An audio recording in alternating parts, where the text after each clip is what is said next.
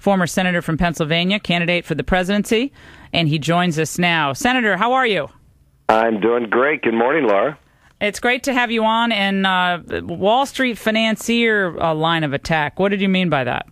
Well, I mean, that wasn't my line of attack. I mean, let's just get to who's attacking. Who said it? I mean, What do you mean it's not your line of attack? Mitt Romney goes out and Mitt Romney, is picking the fight here. Mitt Romney's out here, saying that I'm an economic lightweight, and basically what I did was responded, in two ways. Number one, you heard. Number two was, as governor of Massachusetts, he was 47th out of 50 in job creation. This is a guy, and the 4 years before, the governor of that state was 16th out of 50 in job creation. This is a guy who put in a huge mandated healthcare system. This is someone who's not a conservative. It's not someone who has a record to run on the public sector. When he was in the public sector, his accomplishments were weak at best. And so I talked about the fact that you can't take some of these private sector experiences, and they don't necessarily equate to being able to be successful in governing a state. I mean, he came in there and did not stand up for what he thought, what at least you would assume from his business experience would be to get government out of the business and to create jobs. He did neither. He got government involved in business, and he didn't create jobs. Now, he said he left the state with a surplus. Well, as you know, Laura, every state, almost every state, I think there's maybe one that isn't, but every state requires you to balance the budget. So, Michael Dukakis, balanced the budget for every year he was governor of Massachusetts because you have to. That's no great shake. Let's just look at the fact. The fact is that Mitt Romney raised taxes. Mitt Romney increased spending by 40%. He had a horrible record on job creation. He created a blueprint for Obamacare with the biggest entitlement that Massachusetts ever had. That's not a record that he's talking about. He talks about his private sector experience all the time because his public sector experience is pathetic. Well, I think the substantive line of attack for both of you is totally fine. I mean, you argue records, and he argues your record, you argue his record. And the lightweight comment, that's kind of a cheap shot, and so you respond. But there's nothing inherently wrong with being a Wall Street financier, is there? Nope, absolutely not. Then why'd you say, why do we want to, but your line then is, do we really want a Wall Street financier as president?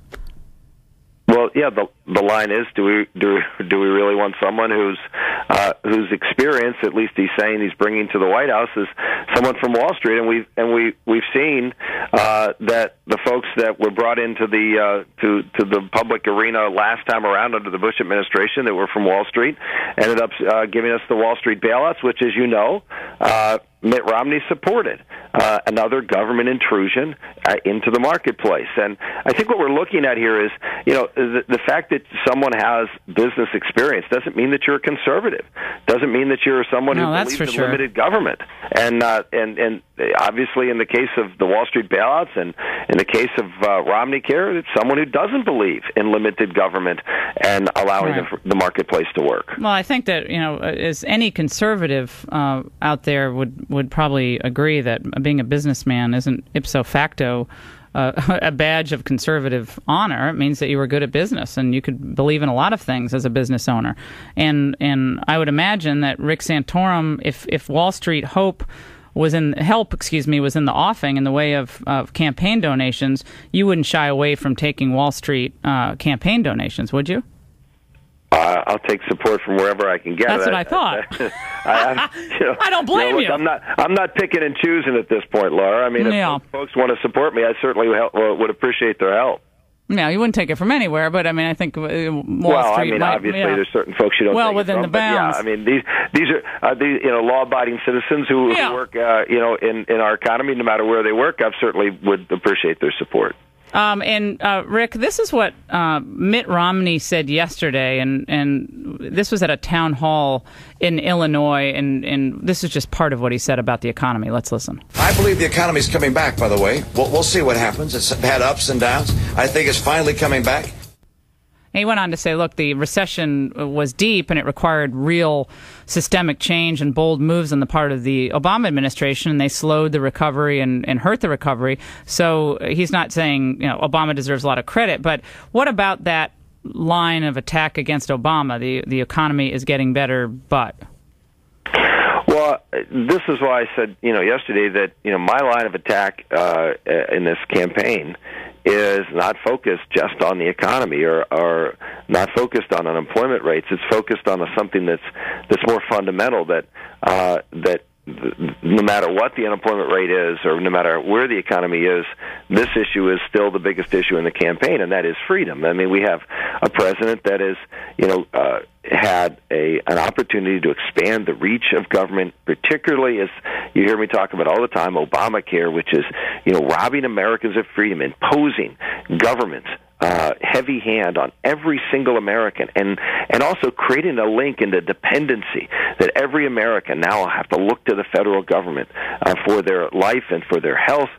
This changes the relationship between people and their government. This creates this, as Margaret Thatcher said, she was never able to bring, really do what Reagan did by bringing America back from the brink of, leftward movement and socialism. And she said it was because of the British national healthcare system. That dependency, undermines freedom and undermines people's ability to stand up and say we need to have limited government. And so I think, the economy, and I think Romney would make the same argument, the reason the economy has struggled so much is because of this infringement upon freedom and these heavy-handed regulations and proposals to punish businesses in the future. And that, to me, is the issue in this campaign. And if you hang your hat on, whether the unemployment rate or the economy right now happens to be recovering or not, you're hanging your hat on something that you can't control. What you can control is the role of government in people's lives and whether they're going to be free or not. That's why that's the central issue in the campaign. I get it. I understand now. I was looking at comment in isolation.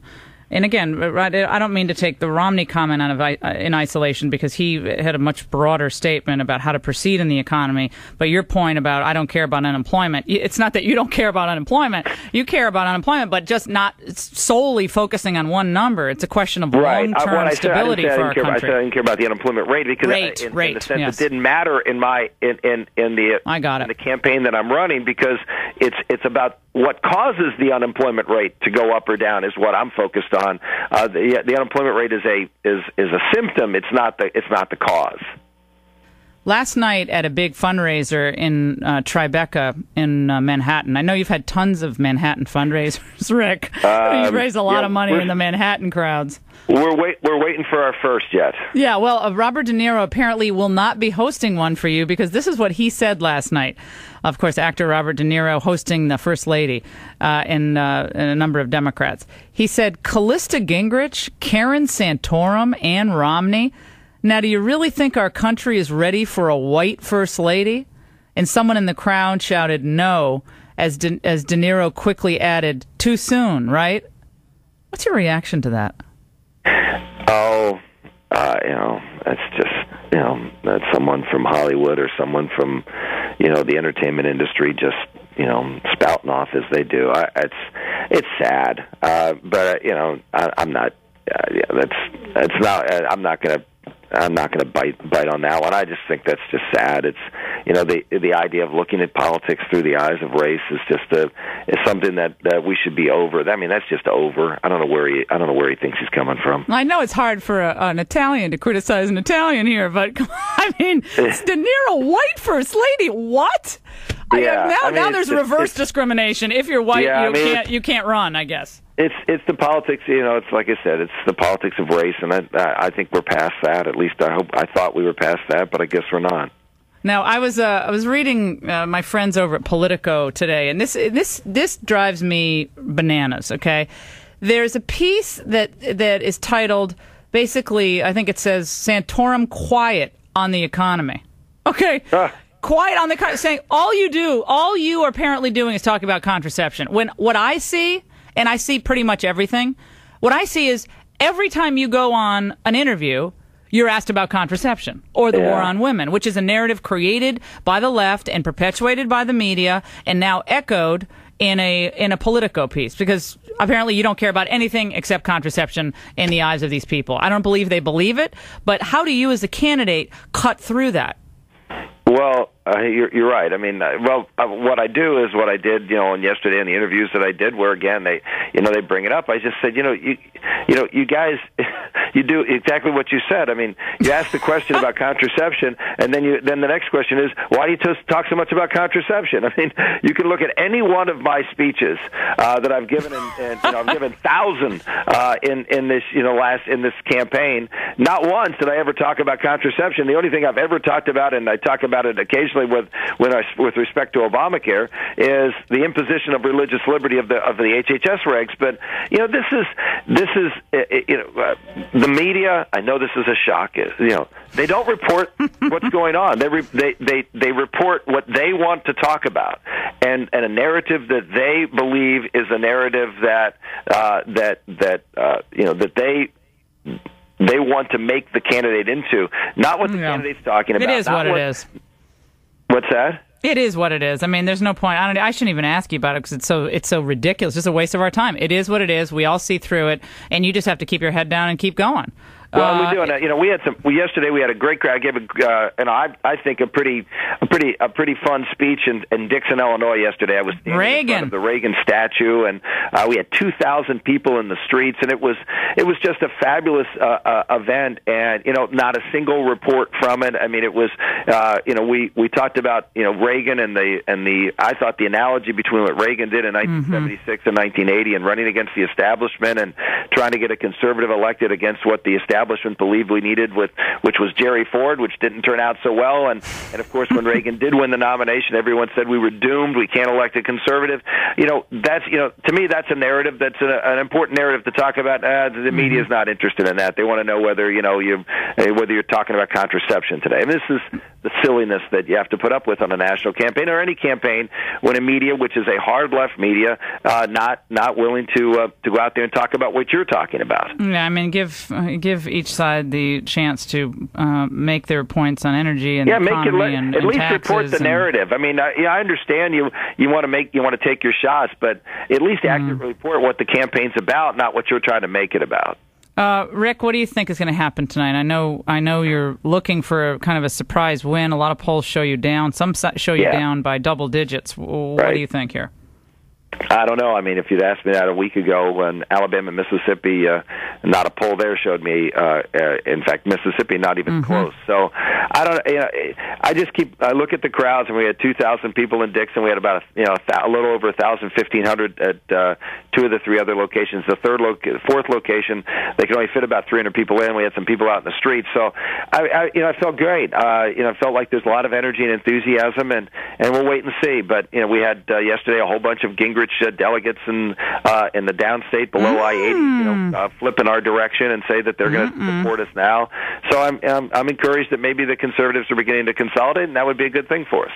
When's the last time your camp talked to the Newt Gingrich camp? I don't know the answer to that. I mean, I think my understanding is that the quote camps talk all the time. I mean, but I don't. I haven't had any conversations with Newt in about a week and a half. I saw him in Mississippi at an event that we both were at, but I've not had any direct conversations with Newt. Well, I was expecting to see him in the next Shays Lounge next to you in that Puerto Rico shot. Wasn't that nice, huh? How about that? I don't want anyone seeing me in a bathing suit either. Don't worry. Yeah, so I hope we're I in didn't the same cause any boat. gastric distress there. I mean, that wasn't very pretty. That was hilarious. And tell Karen we said hi. She was terrific on Piers Morgan last night. She's a class act. She was great. Love her. Thank you. And I love Ann Romney, too. I will tell her. I know people keep telling me that she needs to do more interviews and I need to do less, so we're working on that. All right, best of luck. Rick Santorum here on the Laura Ingraham Show.